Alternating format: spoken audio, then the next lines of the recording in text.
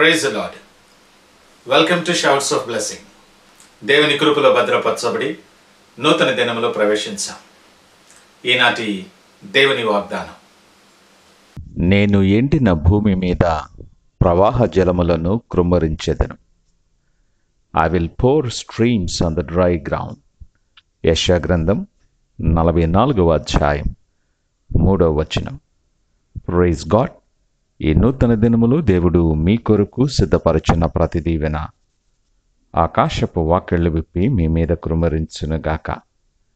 మరి యొక్క నూతన దినాన్ని ఆరంభిస్తున్న నేపథ్యములో ప్రేమ కలిగిన వాగ్దానము ద్వారా దేవుడు మనల్ని దర్శిస్తూ ఉన్నాడు.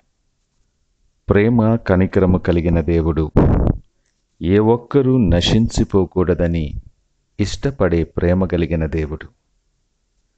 కృపాక్షేమములు మన వెంట ఉంచి మన మార్గములో అనేకమైన అసాధ్యమైన కార్యములు మన కొరకు సాధ్యమైనదిగా చేసి మహిమకరముగా మార్చిన గొప్ప దేవుడు ఆయన.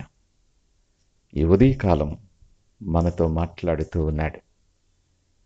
ఎండిన భూమి మీద ప్రవాహ జలములు కురుంబరుస్తాను అంటున్నాడు.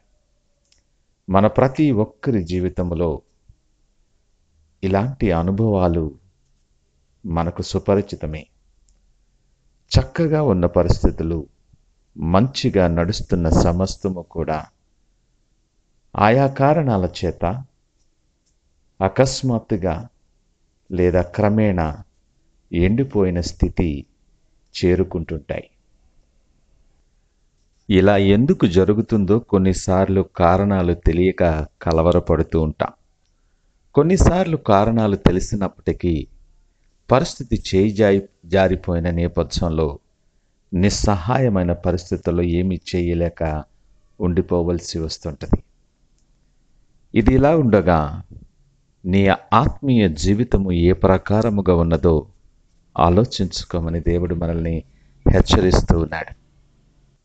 ఈ నూతన దినం నీకు దేవుడిచ్చిన నేపథ్యములో నీ ఆత్మీయ ప్రయాణం, నీ విశ్వాస జీవితం నువ్వు పరీక్ష చేసుకునే సమయమని గుర్తు చేస్తూ ఉన్నాడు. విశ్లేషణ చేసుకొనవలసిన సమయమని దేవుడు గుర్తు చేస్తూ ఉన్నాడు నీకు.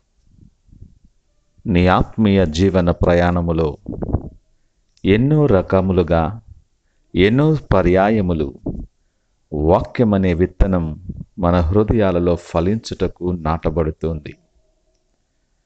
నేల సారవంతమైతే విత్తనము మొలకెత్తి ఫలమిస్తుంది. ఇది మనం ఎరిగిన సత్యమే.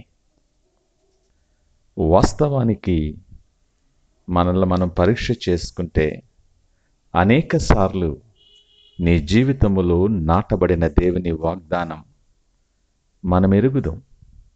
కానీ హృదయము కఠినమైనందున, ఆయనకు దూరస్తులుగా ఉన్న కారణము చేత ఈ నాటబడిన విత్తనం ఫలింపు మనము చూడలేకపోతున్నాం.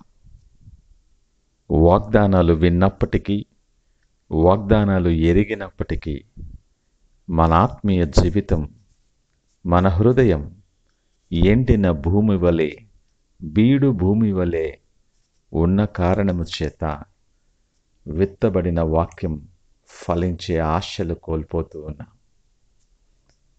నీ జీవితములో విత్తనము వలె నాటబడిన ప్రతి వాగ్దానం, ప్రతి జీవము కలిగిన వాక్యం ఫలించాలి అంటే నీ ఒక్కని వలన కాదు. ఈ దినం నీ పరిస్థితి ఎరిగిన దేవుడు నీతో మాట్లాడుతూ ఉన్నాడు. ఎండిన భూమిగా ఉన్న నీ జీవితములో, ఎండిన భూమిగా ఉన్న నీ ఆత్మీయ ప్రయాణములో నేను ప్రవాహ జలములు కృమ్మరించటానికి ఇష్టపడుతున్నాను.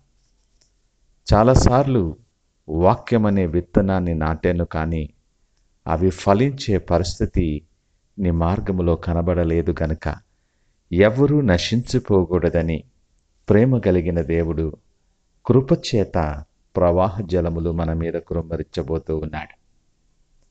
ఆయన వాగ్దానాలు ఫలించి అవి అభివృద్ధి చెంది ఆయనకు సాక్షులుగా నీవు నిలుచులాగున సిద్ధబాటు కలిగి మనము ప్రార్థన చేయవలసిన వారమై ఉన్నాం. ఈ మాటలు వింటున్న ప్రియ దేవుని జనాంగమా, ఆయన ఎంతైనా నమ్మదగిన దేవుడు. ఎండిన ఎముకలను జీవింపచేసిన దేవుడు. అడగారి ఎండిపోయిన నీ ఆశలను, మోడివారిన నీ జీవితాలను చిగురింప చేయగలిగిన సమర్థుడు. ఉదయకాలము నీతో మాట్లాడుతూ ఉన్నాడు. ఆయనకు వేరుగా ఉండి నువ్వేమి చేయలేవు. పరిస్థితులను చూసి ఎంతకాలము దిగులు చెందుతూ ఉంటాం. నిన్ను సరిచేసే దేవుడు, మరల తిరిగి చిగురింపు చేయగలిగిన దేవుడు నీ ప్రక్కనే ఉన్నాడు. ఈ ఉదయకాలం నీతో సూటిగా మాట్లాడుతున్నాడు. ఆయనకు లోబడి ఆయన మాట నీ హృదయములు సిద్ధపరచుకొని పశ్చాత్తాపముతో ఆయన వైపు చూస్తూ ఆయన వాక్యం, ఆయన వాగ్దానము ఫలించటానికి సహాయము చేయమని ప్రార్థిస్తూ ఈ దినాన్ని ఆరంభిద్దామా? ప్రార్థించుకుందాం. పరిశుద్ధుడు, ప్రేమ నమ్మకమైన మా యేసయ్య, స్తోత్రాలు, వందనాలు. ఈ ఉదయకాల సమయం మా జీవితాలలో నువ్వు అనుగ్రహించిన ఆదరణకరమైన వాగ్దానాన్ని బట్టి మీకు వందనాలు.